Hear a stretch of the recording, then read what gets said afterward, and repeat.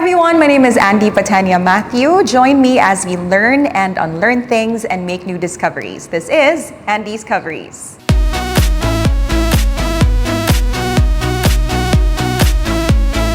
And the comma goes to and discovery.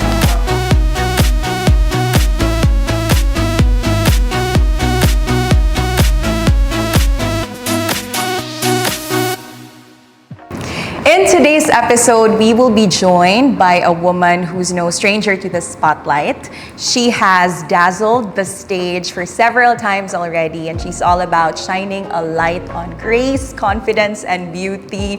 Mga kauban, we are joined by the pambansang ate, Miss Universe Philippines Cebu 2024, Miss Cebu 2009, Binibining Pilipinas Intercontinental 2014, Miss Intercontinental 2014, second runner-up. Our ate is definitely here. Let's welcome to the show Miss Kris Tiffany Janson. Hi, Kris. Hi everyone. This is your ate, Kris Janson. Your ate's here. Diba? Imo na siyang gipanindigan. Panindigan. So do they call you that na ba? Every time like you go to events, sumugo na ba ka nga, Ate Kris? Oo. Especially sa mga makeup artists na friends na makeup artists, mga designers, sila mga avid fans and enthusiasts of the pageant world, no? So, mo na uy, ate is here. Diba? So, siya. First of all, thank you so much for joining us in the show. Before we talk about your experience right now, as we are days before you are finally turning over the crown, let's talk about your childhood first. I'm just curious if being a beauty queen was really something that you'd wished for when you were a child. Never in my wildest dream did I think I would have to make time to look like this and sit in front of the camera. I was such a tomboy growing up. Okay? Idol mo kayo na ko kong kuya. We are just 1 year apart. So everything my brother does, I'm so inclined to it also. I want to do it also, and I want to do it better than him. So sa mga sports, sa mga interest niya, ni-try sa gid ko. And even my teachers in school, even when I was in high school already, they would always say na we never did imagine Hanson to be in a billboard, to be on stage and be a beauty queen eventually. So ilang description sa imo, you were really one of the boys back then. So ikaw tong muduwa og patintero, batulata. Batulata. Unya maghari-hari pagid ko no sa mga lalaki. Okay. Growing up, manggod, I was taller and bigger than the average na. So muna I took advantage of that height and weight. So muna ako daw ang hari-hari before. So sa una, empowered girl na gid ka. So what was your original childhood dream? All I really wanted to do was just go out and play. I was very blessed that my father had that vision for my brother and I. My mom would always highlight, even up to now, to my friends that growing up, my dad ko no, akong papa ko no, masuko daw siya if makakita siya magtuon na daw ni the whole day. No? If kami sulod sa balay the whole day. So he would really encourage us to go out and play and really mingle with my cousins, among mga silingan, among mga pets. So at a very young age, my brother and I were very exposed already with so many things. So colorful kay kag childhood. Grateful for that. So when did this pageant journey start? When I was 14, yata, if I'm not mistaken, but I remember I was in high school. It started with a clothing line of a friend that I walked in the runway for one event that Dexter was directing. A few weeks later, I saw Dexter in the mall. He asked me if I wanted to be a model. Originally, my dad was very firm about it. He would say no. And he was very strict, didn't want it, blah, blah, blah. But eventually, he saw some photos, some billboards and tarps. He was so proud of me now when he saw it. And then, when the opportunity came with Miss Cebu back in 2009, so niana akong papa na murag, dugay naman ka nag-model. I started when I was 14 months, so mga 4 or 5 years in na. So siya, dugay naman ka nag-model. if you want a good career, you should always level up, step up, make sure na kanang you're one step higher than how you were before. So dapat Cebu gid ka. Okay. Miss Cebu gid ka, and after ka Miss Cebu, magbinibining Pilipinas gid ka. So na-foresee gid ay niya tanan nimo ipaapilad. Or kanang ako na lang siyang gisunod mga Okay. Para nako manggod murag sige, try na lang sad nato. I think because I was very competitive growing up, it became an advantage being into the pageant world, knowing that we all see glitz and glam, but at the end of the day, it's still a competition. So it's one big factor in how you can survive the pageant world. Makaingon baka or your friends, can they attest to how much you have glowed up from your katong bugoy nga stage to the Kris, who's now a model and a beauty queen? Or is there still that identity of yours as a child nga backstage? Are you a different kind of Kris nga you're not as poised as you have to be? There's a very big difference, and it has now come to a point where it would be a running joke between my friends and I on how I acted before and how I really was before. I did not lose that side of me, but maybe improved lang siguro that side of me. I take so much pride in it because I hear it very often from people no nga murag, uy, nindot si Kris, dili ta mauwaw niya kay cowboy ra.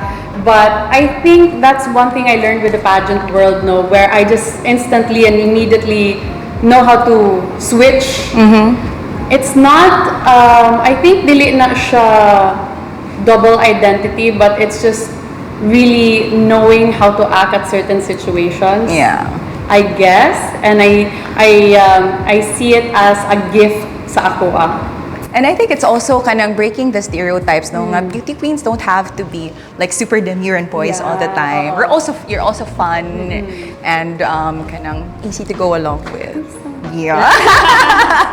Speaking of glow up, di ay mga kauban, glow up ni Kris sa iyang journey. We'd also like to invite you, kung wala pa mo'y kaatuan for the upcoming New Year's countdown, you might want to check out Savoy Hotel Mactan Newtown and Belmont Hotel Mactan's Glow Senses Countdown to 2025, happening on New Year's Eve, December 31, 2024. And it is a celebration unlike any other. It is a multi-sensory extravaganza highlighted with electrifying performances, stunning visuals, and a breathtaking beachside venue. So for more details, let's watch this. And who knows, I might see you guys there. Oh! Cebu, get ready for the most anticipated New Year's Eve celebration, Year 2 of Glow Senses Countdown to 2025, happening at the stunning seaside venue of Mactan Newtown Beach. This multi-sensory extravaganza kicks off on December 31, 2024 at 8:30 p.m. Gates will open at 8 p.m. Vouchers are available at 3,000 for VIP access and 1,500 for general access. The theme Glow Senses promises an unforgettable experience, engaging all 5 senses, and every detail is designed to awaken your senses and create lasting memories. One of the unique features this year is our VIP package for just 3,000, which includes exclusive access to a private lounge with free-flowing heavy cocktails and beverages. We're also thrilled to partner with top brands like Sunlight, Philippine Airlines, Cebu Pacific, and Air Asia, among many of the brands. We are raffling off major prizes like hotel accommodations and air tickets to domestic and international destinations. Our entertainment lineup features performances by DJ Kate, DJ Kathy, DJ Sky, and DJ Mac G, alongside special acts from Adrian Cabahog, Maria Lava, Avin X, Black Dahlia, and the Supreme Dancers. This event is brought to you by Savoy Hotel Mactan Newtown and Belmont Hotel Mactan. Don't wait! Take advantage of the early bird rate of 2025 available until December 15, which includes New Year's Eve dinner buffet and a general access pass to the event. Secure your vouchers now and follow us on social media at Savoy Hotel Mactan on Facebook and Instagram for updates. Guys, let's make history this New Year's Eve at Glow Census Countdown to 2025. We'll see you there! And you are still watching Andi's Coverage here on MyTV Cebu, here at Savoy Hotel Mactan Newtown, still with our ate Kris.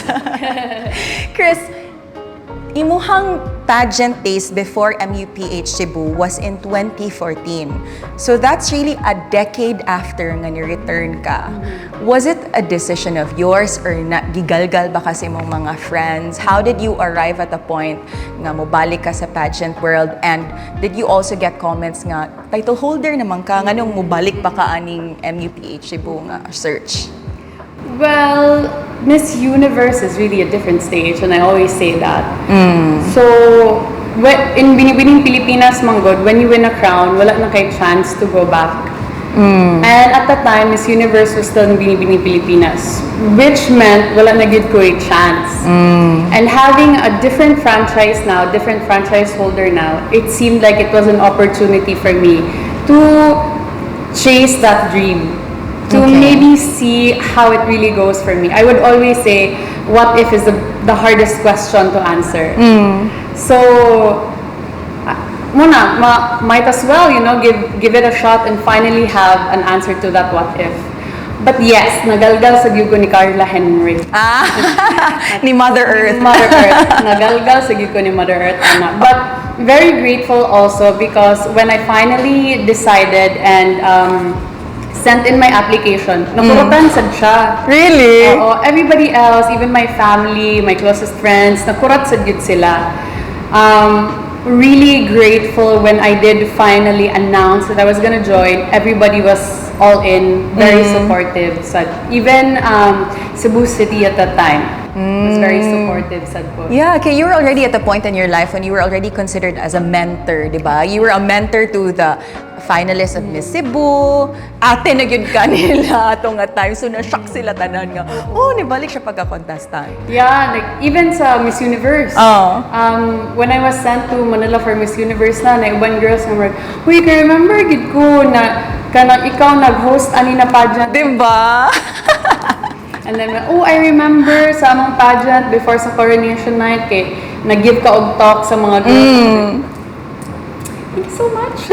Pero you really broke glass ceilings, diba? When you decided to join the pageant again. And your age was not a secret, diba? You were very open about it, that you joined MEPH Cebu at 34 years old. But was this like a challenge for you at the same time? It was such a great challenge.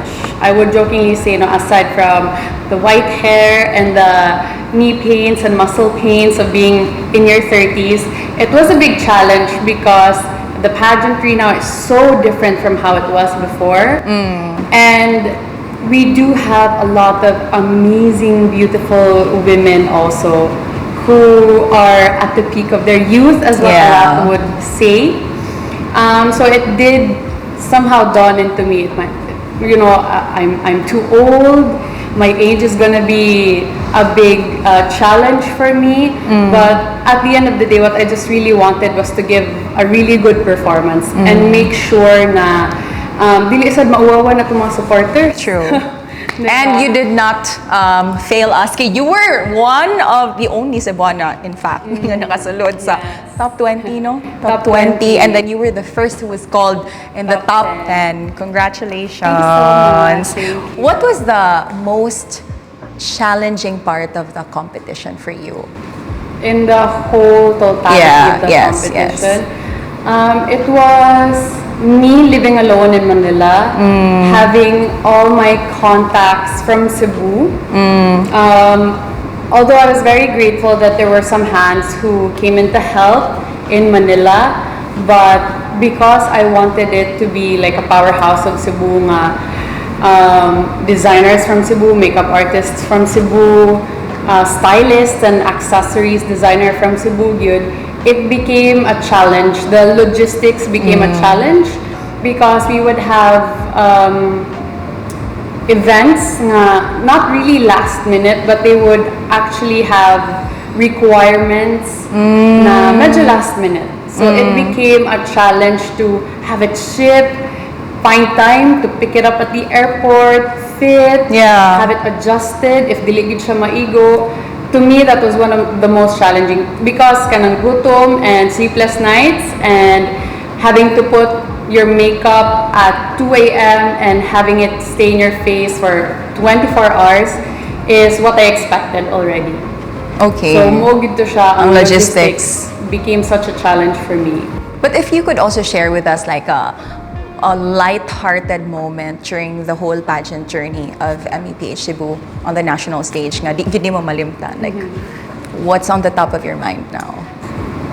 Of course, it was me being called ate. But at the top of my head, something I'd never shared to anyone, I guess, was we ended early at an activity. So, ang katong uban mga bisali, day, mga untaday, and I'm such a foodie. I love to eat and try new restaurants, and I love flavors yun. So, ako sang gihagan, ali day, mga untaday, ana-ana niya. Japanese restaurant. This girl said na, ate, di mo ko kiba mo order. Ngayon ko, sige, ano sa may gusto ni mo? Ganahan ka o fish, chicken, ana-ana, or you want ganahan kag parat or aslo, ana. So ako siyang gitabangan siya. Sus, makakaon na gid ko ginani kung na si Ate Kris. But to me, food is also a love language. Yeah. So I was so excited and elated when I heard that from her. Makakaon na gid ko ginani tungod na si Ate Kris because I enjoy seeing people enjoying food that I enjoy. You know? So, ganahan manggod ko maka-experience sad sila sa akong ma-experience. Right. The party in your mouth kind of feeling, I want them also to enjoy that. And then I realized eventually, maybe the reason why I was in Miss Universe was to also guide these women. And I did say in one speech, one talk I did a few days ago, I unintentionally made a safe space for these women, which wasn't my plan when I joined the pageant. So that was such a heartwarming experience for me to hear sila ba naman, ate, kibaw ka, kanang dugay na ko nag-think ani, but gihuwat gid na ko nga makadungog sa imong opinion. Those were the secrets backstage ba? And that is more precious than the crown, Yeah, diba? so it was beyond the title and beyond the crown. So, sa mga gustong mag-food trip diha, dalho na to si Ate Kris. Pero how did you do the transformation, Ate Kris? Yeah, kanang we saw how you kanang glowed up even more from MEPH Cebu and then until the national pageant. So may secrets ni mo. First, yun na po was to let go of all the pressures. And dito ko pa-realize na murag namagin sila ilahang bet and then they will always have something to say. Might as well just go and enjoy the whole experience. And then dito gid ko nga murag dili na kay ko tense tanaw na attend events. But also because it had to do with a lot of hard work and sacrifice. When I really did join last year, exactly a year ago siguro no, I was heavier than what people would normally see as ladies who would go on stage for a pageant. Ako, at that time, maramagod ka ng love yourself naman ta, di ba? Acceptance, inclusivity. Go na taani. When I saw the photo of me, I'm like, no, girl, no. I know you can do better. I know you're okay, but you can do better. So my goal really was to be fit and represent someone who is fit enough to be on stage, who's my age also. So at least healthy gihapon Healthy, tanaw. but ang process was not very. The diet was intense and rigid, but I was able to kanang get the body and the weight. For that specific time. Although I don't recommend. Pero unsay mo unang gikaon after the pageant? 𝗵𝗏𝗀𝗀𝗀. Oh, nandito sa Manila. Near sa MOA Arena, because my friends also flew from Cebu. Okay. Nga dugay man kay to na kuman, but I think I was able to gather some of them katong wala pa ni uli. Na mga unsa ta, let's go celebrate and eat our hearts out. So we went to this near Chinese restaurant. So 𝗵𝗏𝗀𝗀𝗀, wonton soup, siomai. Gutom na. Mga kauban, nagisgot naman kitag mga pagkaon, no? So let's check out the festive offerings that you'd like to experience here at Savoy Hotel Mactan Newtown.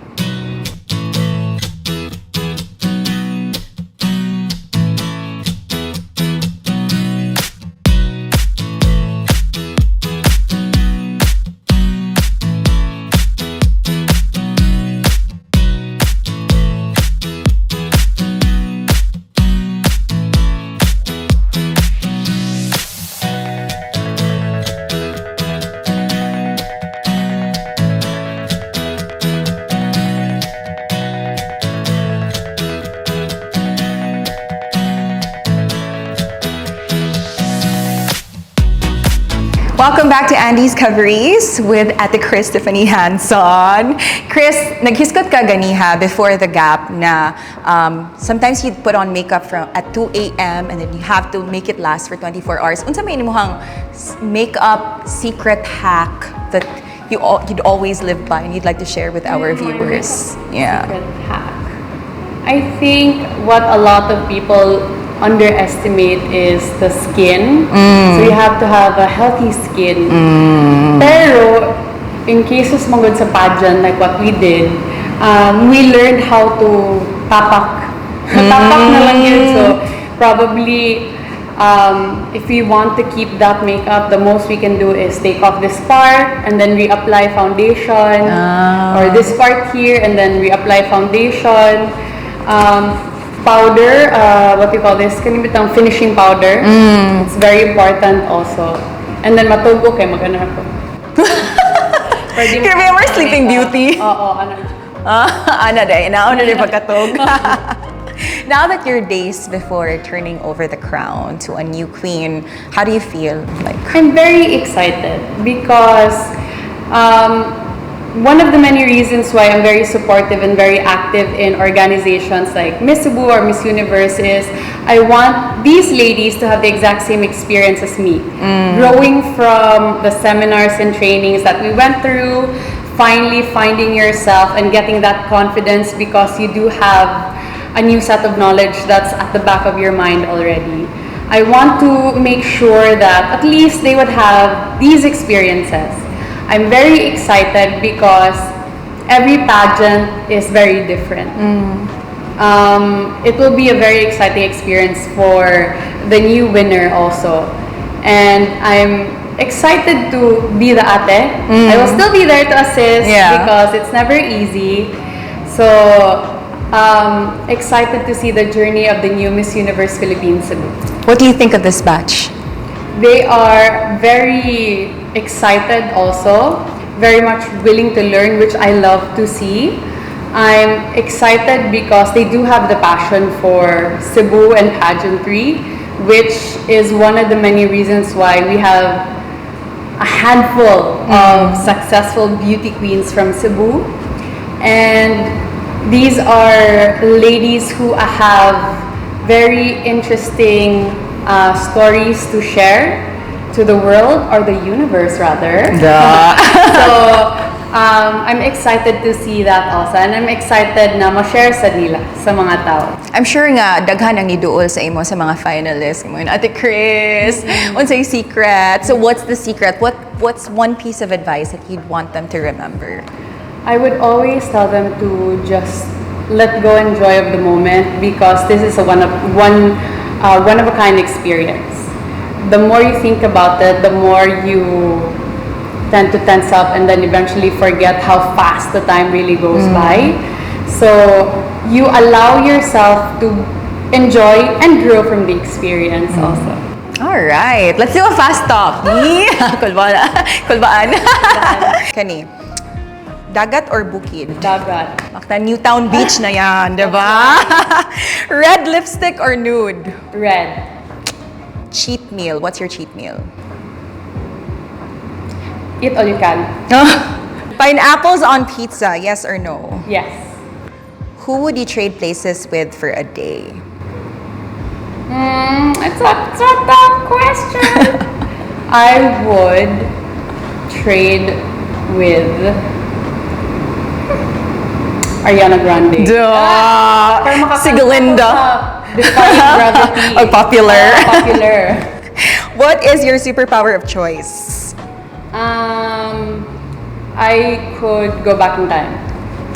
If you could eat one food for the rest of your life, what would it be? Soup. Soup? Really? Favorite mo soup? Yeah, it's Bisag comfort, unsa? yes, comfort food na ko. What's one weird thing that you always have in your bag? Napkin. What is your favorite hangout place in Cebu? My home. Home buddy. Glitter or matte? Math. Would you rather time travel to the past or the future? Past. What makes you glow? What makes me glow is having enough sleep. Kinda And, good. A lot of my friends know how I'm very particular with my skincare. Skincare is life. Skincare is life, good ko, because not a lot of people understand how important our skin is. So your skin says so much about your health actually.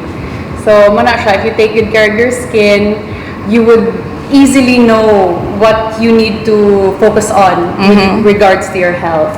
So just happy and enjoy life lang, larga kung may kwarta. Kris, go ahead and thank everyone who supported you all throughout your journey. And thank you so much for joining us in this episode. Thank you, kayo. Hi everybody! Again, this is your ate, Kris Janson. Akong dakong pasalamat sa tanang mga subuanon o ang tanang mga nagsuporta gid sa ako ang Miss Universe journey because kibaw ko nga kibaw sad mo no nga dili gid siya sa yun nga experience, but also because we're going to have a new crowned winner. Hopefully inyo hagyapon suportahan ang ato ang bagong Miss Universe Philippines Cebu sa Miss Universe stage or Miss Universe Philippines stage. All right. Once again, thank you very much, Kris. And there you have it, mga kauban. If sleep and skincare makes Kris Tiffany Janson glow, let's also all glow together this coming December 31 at Glow Census Countdown to 2025 happening at the Mactan Newtown Beach, brought to you by Savoy Hotel Mactan Newtown and Belmont Hotel. Let us welcome 2025 with a bang. This has been Andi Pateña-Matheu for Andi's Coveries. Thank you so much for watching.